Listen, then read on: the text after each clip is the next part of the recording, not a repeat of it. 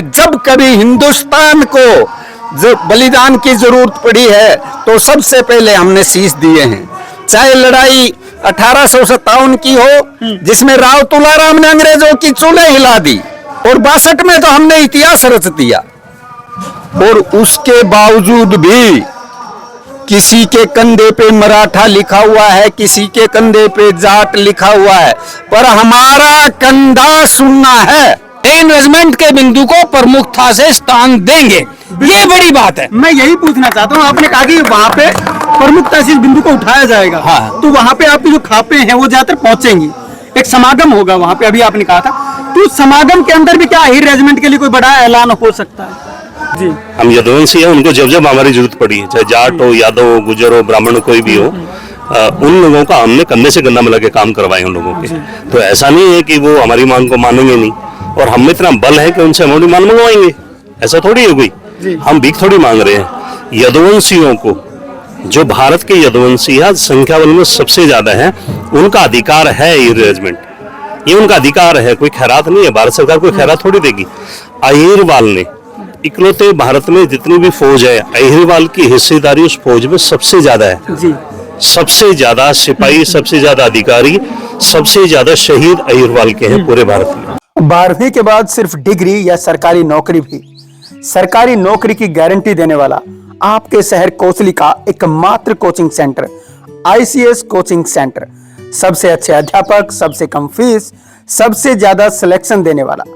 ICS केवल सरकारी नौकरी ही नहीं बल्कि टॉपर भी देता है। 12वीं के बाद आप भी चाहते हैं सरकारी नौकरी लगना, तो आज ही 2 दिन की फ्री डेमो क्लासेस के लिए कॉल करें 9053002026। नमस्कार, आप देख रहे हैं स्टेट न्यूज हरियाणा और मैं हूं अमित अमन। अभी मौजूद हैं कोसली के कानड़वास गांव के अंदर, और यहां पे होली गायन का जो प्रोग्राम है वो मंदिर के अंदर चल रहा है, जो कि नव निर्माणाधीन मंदिर है। और यहाँ पे अहीरवाल की जो तमाम खापे हैं, उनके प्रधान और खापों से जुड़े हुए जो लोग हैं वो यहाँ पे मौजूद हैं, और यहाँ तक कि जो दिल्ली की खापे हैं वो भी यहाँ पे पहुंची हुई है। और सारी चीजें यहाँ पे जो गायन है उसके बारे में, और एक निमंत्रण है उसके बारे में भी सारी जो बातें हैं वो अभी तक हुई है, और इसी को जानने के लिए हम यहाँ पे पहुंचे थे। एक एक करके सभी से जान लेते हैं। बाबूजी, मैं आपसे जानना चाहूंगा, सबसे पहले आप बताएं, जो आज ये होली गायन यहाँ पे किया जा रहा है और खापे इतनी मौजूद है यहाँ पे, तो क्या संदेश देना चाह रहे हैं? देखो, होली गायन ये हमारी बहुत पुरानी परंपरा है जी। उस परंपरा का निर्वाह करते हुए आज लगभग अहीरवाल के सारे लोग यहाँ इकट्ठे हुए हैं, और ये एक पुरानी परंपरा को जिंदा रखने के उद्देश्य से इकट्ठे हुए हैं। इससे मेल जोल बढ़ता है। और अभी आप सुन रहे थे जिस प्रकार की होली गायन, क्योंकि हमारे इस अहीरवाल में और अहीरों में एक चसक है, एक टीस है हमारे अंदर कि भाई अहीर रेजिमेंट का गठन हो। तो जब हम पानी पीते हैं तो भी हमें अहीर रेजिमेंट दिखती है, और हम सोते हैं तो भी अहीर रेजिमेंट दिखती है।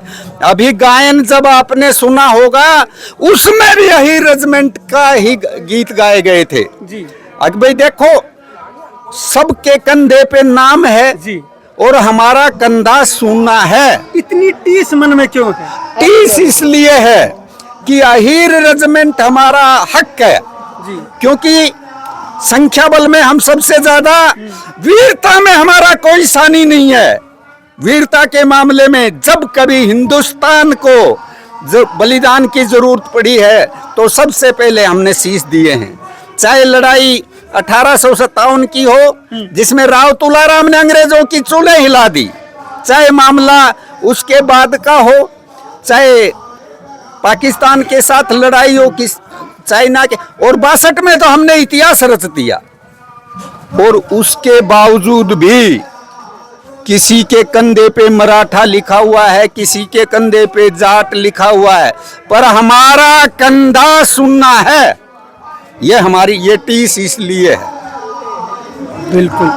सब आप बताएं, खापे लगातार इकट्ठी हैं, वो हो रही हैं, आज भी यहाँ पे काफी जो खापे हैं वो आई हैं, और होली जो गायन ही कभी से एक त्योहार के रूप में मनाया जाता रहा है, तो आजकल कहीं पिछड़ तो नहीं गए? नहीं, हमारी पुरानी परंपरा है, इसको जो है अभी नया रूप दे रहे हैं और ये होली जो है बड़ी धूमधाम से मनाई जा रही है। आजकल तो बहुत ज्यादा इसका जोर हो रहा है और ये हम ही रेजिमेंट के लिए हमारा प्रसार भी लगातार जारी है, क्योंकि हमारी रेजिमेंट नहीं है, कंधे पे नाम नहीं है, इसलिए हम जो जोर शोर से होली मना रहे हैं। मोदी आप बताएं, होली गायन के साथ साथ क्या एक अहीर रेजिमेंट के लिए भी एक संदेश है? आज 3 मुख्य बिंदु थे। एक तो सबसे पहले ये जो हमारी 100 साल से भी ज्यादा पुरानी परंपरा है, जो गांव-गांव में होली गाई जाती है, शुरुआत इसकी होती है महाशिवरात्रि से, और बासोड़ा में जो हमारा मठ है गढ़ कोसली कौशलगढ़ में, वहां पे इसका समापन होता है। तो एक उस परंपरा को आज जो है कानड़वास की सरदारी की जिम्मेवारी थी। दूसरा, हमारे भाई बंद डाबर 18 के जो अफरिया सरदार साहिबान हैं, राव सतवीर सिंह जी, राव लाल सिंह जी और अनिल इंजीनियर साहब इतिहासकार, ये पधारे थे एक खास मकसद के लिए। राव सतवीर सिंह जी ठिकाना घूमनेड़ा के परपोत्र के जन्म के उपलक्ष्य में ये दसोठन कर रहे हैं। तो सारी सरदारी को, जितने भी हमारे भाई बंद गोत्र हैं, हमारे अहीरों की खापे, उनको निमंत्रण के लिए सरदारी अफरियों की पधारी थी। यहाँ पे बउआ के टोंडक, दोसाद, सांतोरिये, हांसी मिलकपुर 22 और एक खाप हमारी अहीर रेजिमेंट की हो गई, और एक और भी खाप है जो हमारी रेजांगला पलटन की खाप है, वो भी, और दूर दूर से आए जितने स्लोदा सतगामा के वो सरदार यहाँ पे हमने बुलाए थे कि भाई एक ही जगह, क्योंकि समय कम रह गया, 23 मार्च को है दसोठन है, तो हमने जो है इन अफरिया सरदार साहिबान से हमारी बात हुई, तो हमने कहा भाई सबको एक जगह बुला लेते हैं, और इस होली के उपलक्ष्य में जो यहीं पे सबको बुला के गए। तो दूसरा तो ये होगा निमंत्रण का, पूरी खापों को एक समागम हो जाएगा दसोठन के बहाने। और तीसरा जो अहीर रेजिमेंट तो है ही हमारे रग में, हम तो भाई संघी हैं, गांव गांव यही अहीर रेजिमेंट का लग जगाते हैं।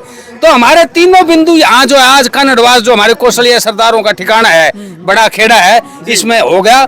हमारे रेजिमेंट के भी जो हमारे सरदार साहिबान थे वे भी पधारे, विभिन्न खापों के प्रधान। और आज एक और भी मैं बताऊंगा, हम सिर्फ कौम की इलाके की बात नहीं करते, हम देश की पर्यावरण की और बिंदुओं पे करते हैं। तो राव कमल सिंह जी जो फॉरेस्ट अफसर रिटायर्ड हैं, वो रिटायर्ड सरकारी सेवा से वैसे नहीं, तो वो आसिया की पाचौर से यहाँ पधारे और उन्होंने जो पर्यावरण के संबंध में और कैसे खास तौर से गांव को फिर के पर्यावरण को फिर से जिंदा करना है, कैसे दरख्तों को फिर से जीवन दान देना है, उसके ऊपर भी यहाँ जो है इस समागम के अंदर अपने विचार रखे थे। तो ये जो हमारी परंपरा है, इसमें हम जो हर तरह से जो कौम का उत्थान हो, इलाके का उत्थान हो, समाज का उत्थान हो, देश और धर्म का उत्थान हो, उसके बाद बिंदुओं पे भी अलग अलग जो हमारे अलग अलग क्रांतिकारी हैं उसमें वो भी जो है उन्होंने भी आके यहाँ पर अपने विचार रखे। और जो है इस जो होली गायन का वो था, उसका मकसद तो साथ में पूरा हुआ ही, लेकिन भाइयों से मुलाकात भी हुई, खापे भी यहाँ बैठी। तो ये सब जो है आगे चलता रहेगा और हम तैयार कर रहे हैं कि ये जो हमारी पीढ़ी है उससे अगली पीढ़ी को हम ये सौंपें। और जैसा अभी राव सतवीर सिंह जी घुमनेड़ा ने कहा था कि भाई हम वहाँ दसोठन तो कर ही रहे हैं, लेकिन रेजिमेंट के बिंदु को प्रमुखता से स्थान देंगे, ये बड़ी बात है। मैं यही पूछना चाहता हूँ, आपने कहा कि वहाँ पे प्रमुखता से इस बिंदु को उठाया जाएगा, हाँ। तो वहाँ पे आपकी जो खापे हैं वो ज्यादातर पहुंचेंगी, एक समागम होगा वहाँ पे, अभी आपने कहा था, तो समागम के अंदर भी क्या अहीर रेजिमेंट के लिए कोई बड़ा ऐलान हो सकता है? देखिए जो डाबर 18 का क्षेत्र है, ये हमारे भाई अफरियों के खेड़े हैं यहाँ सारे जी। और इनका इतिहास बड़ा अनमोल रहा है, गौ रक्षा के लिए भी ये लड़े हैं, इनकी एक अनूठी परंपरा है जो पौंची की अलग मनाते हैं ये। दूसरा 1857 की क्रांति में इनका बड़ा अहम, इनके बड़ों का योगदान रहा है। इन्होंने आदमी और हथियार तो दिए ही, लेकिन जब राव किशन सिंह जी वहाँ किशनगढ़ से आए, उससे मेरठ से यहाँ आए, वहाँ अंग्रेजों के खिलाफ बगावत करके, तो वो जब यहाँ सबसे पहले उन्होंने विश्राम करा इस डाबर के 18 सरदार में, क्योंकि ये इनके भाई बंद है, सुरेड़ा 18 से ये राजवंश निकला है सारा। तो उन्होंने जब आए तो उनके विश्राम के लिए उनकी मूठ जो है, क्योंकि काट काट के अंग्रेजों के पकड़ जकड़ हो गई थे, तो उनकी मूठ भी यहीं छुड़वाई थी उन्होंने विश्राम के लिए। तो ये जो है उस डाबर 18 का जो बहुत पुरानी हमारी खाप है और सबसे बड़ी अहम खाप है, क्योंकि अफरियों का अपने आप में एक स्थान है बहुत। अफरिया, कोसलिया, खोले, खोशिया, ये बड़े मतलब ये अहम हमारे जो अहिरवाल की खापों में एक सबसे विशेष स्थान रखते हैं। तो ये वहाँ जो हमारा उस डाबर 18 में फिर से इतना बड़ा समागम होएगा, ये एक बड़ी फक्र की और बड़ी अच्छी बात है। तो एक चिंगारी जो आप लेकर के चले थे, अब आग का रूप लेती नजर आ रही भाई। ये जो आप परियों ने हमारे सरदारी करी है इतनी मोटी हर जगह। 1857 में आगे थे, इस रेजिमेंट में भी ये कह रहे भाई हमने ठा लिया तो ये कुछ ना कुछ तो हल निकलेगा ही। और ये तो गढ़ दिल्ली में बैठे हैं, इनकी आवाज तो ज्यादा मायने रखती है। दिल्ली में जब भी कोई कुछ भी होता है समागम, कानों में पड़ेगी, सीधी कानून है, और सही इनके बगैर तो लड़ाई लड़ नहीं सकते भाई। ये तो ये बुढ़े लग रहे हैं लेकिन बुढ़े नहीं है रावलाल सिंह, तो ये सबसे ज्यादा जवान है। और जो सबसे ज्यादा जवान है राव त्रिभुवन सिंह जी, वो तो आज किसी वजह से कहीं और पधारे हैं। तो जो है अगर ये वहाँ डाबर 18 में गूंजेगी इतने बड़े समागम में, 360 पालम की आएगी, पूरे हिंदुस्तान से अहीर सरदारी और खापे आएंगी, तो एक बड़ी अहम हो जाएगी, दिल्ली को सुनाई देगा, ये मायने रखता है और वो जगह खास है। बहुत बड़ी बात है। सब आप बताएं, आप भी यहाँ पे लगातार अरेंजमेंट के लिए काम करते रहते हैं और यहाँ भी अभी जो खापे हैं वो इकट्ठा हुई हैं, तो यहाँ पे खापों का इकट्ठा होने से क्या प्रभाव पड़ेगा? हमारा सभी का जितने भी सज्जन साहिबान आ रहे हैं सभी का मकसद यही है कि समाज को किस प्रकार ऊपर उठाया जाए। सबसे पहले अरेंजमेंट, आर्मी में अरेंजमेंट बनवाई जाए, उसके बाद खाप सिस्टम खड़ा किया जाए, जो कि हमने शुरुआत कर दी। 2 खाप बना दी गई, तीसरी की तैयारी चल रही है। दीवा खाप बना दी, टोंडा खाप बना दी और दुसाद की तैयारी अभी महीना 2 महीना में घोषणा हो जाएगी। और भी 5-4 खापों पर काम प्रतिक्रिया चल रही है, काम चल रहा है। ठीक है, तो एक ही मकसद है, अहीर समाज को कुर्तियों से बचाया जाए और उसको ऊपर उठाया जाए। बिल्कुल। आप भी झज्जर में खाप का नेतृत्व करते हैं, तो आप क्या कहना चाहेंगे? क्या वहाँ भी जो खापों के प्रति, जो यहाँ के अहिरवाल की खापे हैं, उनके प्रति कोई सद्भावना या फिर इनके साथ मिलके चलने का कोई सारा प्रोग्राम चल रहा है कि नहीं? जी, मुझे बड़ी खुशी हो रही है यहाँ पे आके आज कि तमाम सरदारी खापों की आई इकट्ठी हुई है। देखिए, सड़ौदा में वहाँ पचगामा है जो बहुत प्राचीन काल से खाप चली आ रही है, जिसमें सभी जातियों के गांव भी शामिल है। और अपनी जो बताई दिल्ली में जो खाप है, और यहाँ भी जो है ना 2 खापों का गठन हुआ है, आगे भी ये प्रोसेस चल रहा है। मुझे तो बड़ी खुशी है कि अहिरवाल में अनेक खापें खड़ी हों और हमारी जो है ना सामाजिक बुराइयां जितनी है वो भी सारी दूर होंगी इन खापों के गठन से, और हम हर प्रकार के आयोजन बड़े बढ़ चढ़ के कर सकेंगे। बहुत बहुत धन्यवाद। बिल्कुल सर, आप दिल्ली से चल करके यहाँ निमंत्रण देने के लिए आए हैं और जो यहाँ की खापें हैं उनको साथ जोड़ने की बात करें, तो क्या आगे कोई बड़ा कदम है वो उठाने वाले? मैं स्टेट न्यूज़ हरियाणा के माध्यम से भारत सरकार को एक बात कहना चाहूँगा कि रिजांगला की शौर्य गाथा लिखने वाले यदुवंशियों के साथ साथ भारत के तमाम यदुवंशी आज अहीर रेजिमेंट की मांग करते हैं, और वो रेजिमेंट की मांग भारत सरकार को किन्हीं भी हालातों में, किन्हीं भी परिस्थितियों में, किन्हीं भी स्थितियों में माननी पड़ेगी, ये मेरा कहना है। और हम जो जोड़ने की बात आपने कही, हम हमेशा से एक रहे हैं, चाहे वो 1857 की लड़ाई हो, उसके बाद या मुगल काल की लड़ाइयाँ रही हो, तमाम देश के यदुवंशी एक होके आक्रांताओं से लड़ते रहे हैं और आगे भी लड़ते रहेंगे। और ये जो अहीर रेजिमेंट की मांग है ये निश्चित तौर पे पूरी करवाई जाएगी, और ये जब तक नहीं मानी जाएगी तब तक यदुवंशी सोएंगे नहीं। जी, मतलब एक बड़ा ऐलान हो सकता है। निश्चित तौर पे। और मैं आपकी स्टेट न्यूज़ हरियाणा की माध्यम से तमाम अहीरवाल के लोगों को ये कहना चाहूँगा कि 23 तारीख को घुमनेड़ा गाँव में 18.5 की जो खाप है उसमें आप सभी परिवार आमंत्रित हैं, निमंत्रित भी हैं, और आप सभी लोग उसमें अपनी हिस्सेदारी आके वहाँ पर उपस्थिति दर्ज करवाएं। और ये अहीर रेजिमेंट की जो मांग है उसको वहाँ से और बल मिलेगा, क्योंकि देश की तमाम खापें वहाँ पे इकट्ठा होंगी, जाटों की, ब्राह्मणों की, सभी लोगों की, गुर्जरों की तमाम खापें वहाँ पे इकट्ठा होगी। और ऐसी मेरा व्यक्तिगत मानना है, मुझे ऐसी उम्मीद भी है, जैसे हमारे लाल सिंह भाई हैं, ये हमेशा से इनका इतना लंबा संघर्ष रहा है कि अब ये जो लड़ाई है ये अपने अंतिम पड़ाव में है, और इसके लिए हम सभी यदुवंशी एक योजना के तहत काम कर रहे हैं, और निश्चित तौर पे भारत सरकार को ये हमारी मांग माननी पड़ेगी। जी, आपने बताया अभी की जो सारी दूसरी खापें हैं, चाहे आपने गुजरों की खापें बताई और भी तरह तरह की जो खापें वो वहाँ पे पहुंचेंगी, तो क्या उनसे भी आग्रह किया जाएगा कि वो भी इस लड़ाई में, जो रेजिमेंट की लड़ाई, इसमें शामिल हो? आग्रह की कोई बात नहीं है, हम यदुवंशी हैं, हम यदुवंशी हैं, उनको जब जब हमारी जरूरत पड़ी, चाहे जाट हो, यादव हो, गुजर हो, ब्राह्मण हो, कोई भी हो, उन लोगों का हमने कंधे से कंधा मिला के काम करवाए उन लोगों के। तो ऐसा नहीं है कि वो हमारी मांग को मानेंगे नहीं, और हम में इतना बल है कि उनसे हमारी मांग मंगवाएंगे, ऐसा थोड़ी है कोई, हम भीख थोड़ी मांग रहे हैं। यदुवंशियों को, जो भारत के यदुवंशी आज संख्या बल में सबसे ज्यादा है, उनका अधिकार है ये रेजिमेंट, ये उनका अधिकार है, कोई खैरात नहीं है, भारत सरकार कोई खैरात थोड़ी देगी। अहीरवाल ने इकलौते भारत में जितनी भी फौज है, अहिरवाल की हिस्सेदारी उस फौज में सबसे ज्यादा है। जी सबसे ज्यादा सिपाही, सबसे ज्यादा अधिकारी, सबसे ज्यादा शहीद अहिरवाल के हैं पूरे भारत में। आपने इतनी बड़ी बात कही है अभी, तो फिर आखिर क्या कारण रहा कि आज तक रेजिमेंट क्यों नहीं बन पाए? कुछ लोगों की राजनीति का शिकार रही है, कुछ लोग, और ऐसा कुछ नहीं है कि भी कुछ काम नहीं हो सकता, और ये काम निश्चित तौर पे होगा। जब लड़ाई अपनी सही दिशा ले लेती है ना, तो सरकार को घुटने पे ले आती है वो लड़ाई अपने आप। ऐसा नहीं है कि ये मांग नहीं मानी जाएगी, अनुचित और अगर आप कोई गलत मांग होती ना तो सरकारें नहीं माने, कोई बात नहीं। जी अभी क्या है कि यदुवंशी जब देश को जरूरत पड़ती है, जब धर्म को जरूरत पड़ी, सनातन धर्म को जब जरूरत पड़ी, तो यदुवंशी सबसे आगे होकर लड़े हैं। तो लड़ना इनके खून में है, लेकिन ये अपनी मांग के लिए वो रूप नहीं धारण करना चाह रहे जो ये दूसरे आक्रांताओं के विरोध में करते हैं। ये है मेरा कहना। बिल्कुल, मतलब कोई संपत्ति को नुकसान ना पहुंचे, हाँ, कोई और बिल्कुल, चीजें बिल्कुल। ना हो। आप इतिहासकार हैं?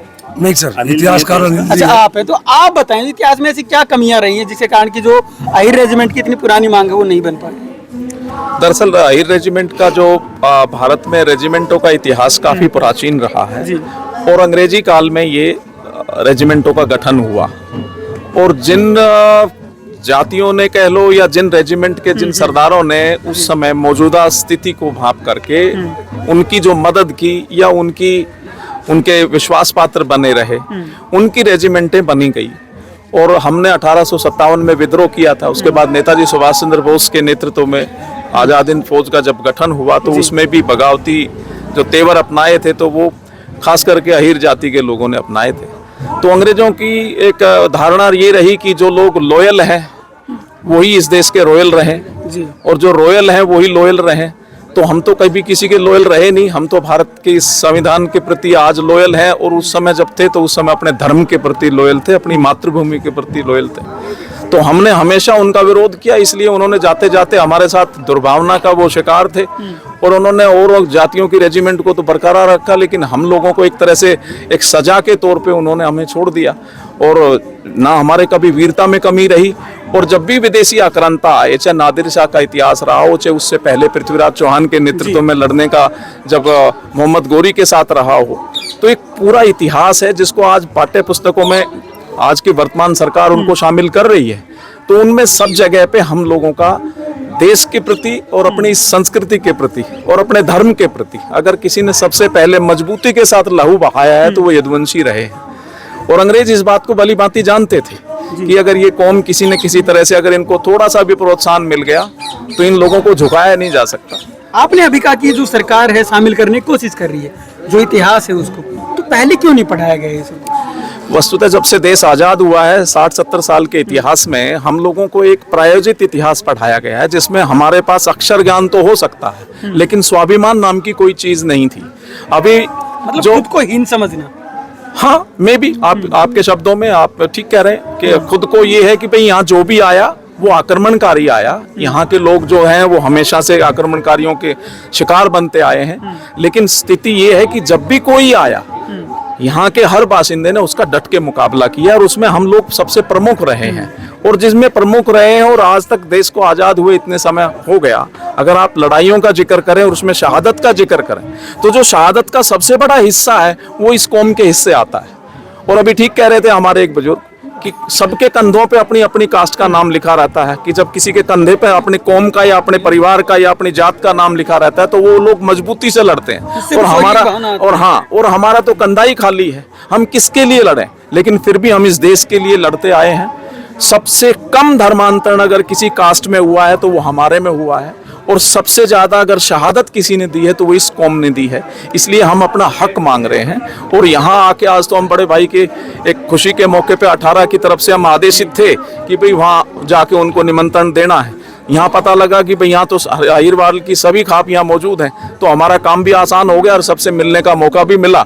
और यहाँ इन्होंने जो मिशन छेड़ रखी अहिर रेजिमेंट का, तो अभी हमारे भाई साहब कह ही रहे थे कि भाई जिस दिन वो एक समागम होगा काफी बड़े लोग वहां से आएंगे, पूरे हिंदुस्तान की खाप पंचायत के लोग वहां पे मौजूद होंगे और 36 बिरादरी के लोग शामिल होंगे। तो हमारी जायज मांग है। हम कोई पाकिस्तान की तरह कोई देश की अलग की मांग नहीं रख रहे। हम तो एक सेना में सिर्फ एक नाम लड़ने के लिए अपना अधिकार मांग रहे हैं कि भाई हमें कम से कम शहादत हो तो हमारे वीर के किसी कंधे पे अपनी कौम का नाम लिखाओ। सिर्फ एक इस चीज की डिमांड है, और वो भी देश हित में होए। जैसा कि आप लोग समझ सकते हो कि भाई जाट रेजिमेंट है, सिख रेजिमेंट है, मराठा रेजिमेंट है, उनकी बहुत सारी आपने फिल्में भी बनी हैं उसके ऊपर। अब 1962 के ऊपर फिल्म तो बनी है, लेकिन 1962 में रेजांगला वार जिसको आप कहते हैं, जिसकी शहादत के बारे में कहते हैं कि वर्ल्ड में ऐसी कोई लड़ाई नहीं हुई, उसको लड़ने वाले तो हम लोग ही थे। तो हम लोग सिर्फ अपना शहादत का एक हिस्सा, सरकार से एक हमारी विनम्र निवेदन है, या तो वो विनम्र निवेदन इसलिए है कि हम लोग डिसिप्लिन वाले लोग हैं, अनुशासन वाले लोग हैं, हम लोग जो भी को कार्य करते हैं वो अनुशासन में रह के करते हैं। फिर भी कोई गीत गाया गया था, संपत्ति को तोड़ना, सरकारी संपत्ति को आग लगाना हमारे ब्लड में नहीं है, क्योंकि हम लोग तो इस देश के निर्माता हैं एक तरह से। इसको जिस तरह से भी रहा, अपने खून को हमने बहा करके इस देश की स्वाभिमान को, स्वाधीनता को जीवित रखा है। फिर भी गीत गाया गया था वहाँ पे 1962 के बारे में अगर बात की जाए तो कोई सिख, कोई मराठा, कोई, हाँ, उसमें आप देखिए कि शहादत हो रही है किसकी। खैर कोई बात नहीं, जिस भी कवि ने वो लिखा वो शायद वो हमारा, वो उसमें एक शब्द उन्होंने छोड़ दिया, अगर वो उसकी जगह का हीर भी लिख देता तो शायद हम लोगों को मान सम्मान मिल जाता। लेकिन कोई नहीं, 60-70 साल बाद सही हम लोग इस बात को जरूर उठाएंगे, और अब तो इतिहास के पाठ्य पुस्तकों में अभी मौजूदा सरकार ने उसको शामिल कराया है, और मैं उम्मीद रखता हूँ कि ये जो शहादत का जो इतिहास है वो हमेशा जीवित रहेगा। महाभारत काल से लेके आज तक हमने उसको कहीं न कहीं 4 चांद लगाने का कार्य किया है, और जब भी मौका आएगा हम जरूर करेंगे। लेकिन ये जो हमारी डिमांड है हमारे बुजुर्गों की, हमारे आने वाले लोगों की, अहीर रेजिमेंट, ये जब तक हम हैं और आने वाली पीढ़ियां इस लड़ाई के लिए हमेशा लड़ती रहेंगी। बहुत बहुत धन्यवाद। सब आप बताएं, आपके इलाके में दिल्ली तक से जो खाप पंचायतें हैं वो यहाँ पे पहुंची, तो इनको क्या आश्वासन देना चाहते हैं? सबसे पहले तो मैं बाबा प्रेमनाथ के पवित्र धाम ग्राम कांडवास में जो बाहर से हमारे सम्मानित अतिथिगण आए हैं, मैं उनका हार्दिक दिल से, गांव की तरफ से उनका हार्दिक अभिनंदन और स्वागत करता हूं। हमें बड़ी खुशी हो रही है कि ये 18 खाप से जो हमें निमंत्रण दिया है, ये हमारा सम्मान जो बढ़ाया है, ये निमंत्रण पत्र पढ़ करके हम सब ग्रामवासी अपने आप को गौरवान्वित समझ रहे हैं, और हम भरसक प्रयत्न करेंगे कि हम इस समागम में शामिल हों, क्योंकि मेरे विचार से ये समागम एक साधारण नहीं होगा, बल्कि एक ऐतिहासिक 23 मार्च एक ऐतिहासिक दिन होगा अहीरवाल के लिए। तो हम जरूर इसे पधारेंगे। बाकी जो आए हैं सभी ने बता दिया है कि अहीर रेजिमेंट के बारे में, और मैं चाहता हूं कि ये जो समागम 23 मार्च को होने जा रहा है, इसमें बहुत सारी खबरें आ रही हैं, तो इसमें ये मुद्दा जोर शोर से उठाना पड़ेगा, और हम तो जब तक आराम नहीं लेंगे जब तक ये हमारी अहीर रेजिमेंट नहीं बनेगी। आप एक छोटा सा बहुत कुछ बता दिया है अभी आपने, एक छोटी सी बात है, जो प्रेसिडेंट बॉडीगार्ड है उसके अंदर भी कितना भी डिस्क्रिमिनेशन किया हुआ है, जाट, राजपूत और सिख, अहीरों को उसमें छोड़ दिया गया है, जबकि अहीर कितने स्वस्थ, कितने हस्तपुष्ट हैं, कितने स्मार्ट हैं, उनको छोड़ दिया गया है। कारण इनका यही रहा है कि हम देश के प्रति हमने त्याग किया है, देश के प्रति हमने बलिदान दिया है, और देश के प्रति हम लड़े हैं। यही कारण था कि अंग्रेजों ने अहीर रेजिमेंट नहीं बनाई।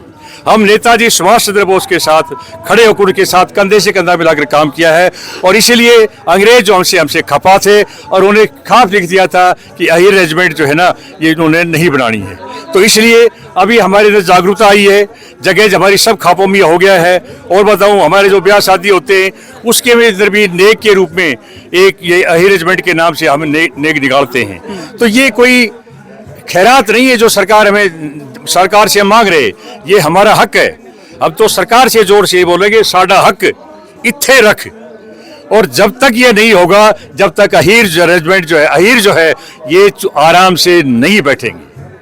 बाहर से, दिल्ली से जो आए हुए भाईगण, इनका मैं फिर से अभिनंदन स्वागत करता हूं, और मैं चाहता हूं कि उस 23 मार्च को होने वाले समागम में ये बात बहुत जोर शोर से उठाई जाएगी। Thank you. अहीरवाल में जो खापें हैं वो लगातार इकट्ठा होने लगी हैं, और यहाँ कानड़वास के अंदर भी आज कई खापें हैं वो इकट्ठा हुई थी। दिल्ली तक की जो खापें हैं वो आई हुई हैं, और एक बार फिर से 23 मार्च के लिए आह्वान किया गया है कि वहाँ पे सभी लोग समागम में पहुँचें, और वहाँ से भी कुछ बड़ा ऐलान हो सकता है, क्योंकि जो अदर खापें हैं, दूसरी खापें हैं, वो भी वहाँ पे पहुँचेंगी, और उनके बाद में वहाँ से क्या ऐलान होता है वो भी 23 मार्च शहीदी दिवस को वहाँ से क्या ऐलान होता है वो भी आपके सामने रहेगा। नमस्कार, धन्यवाद, जय हिंद, जय भारत।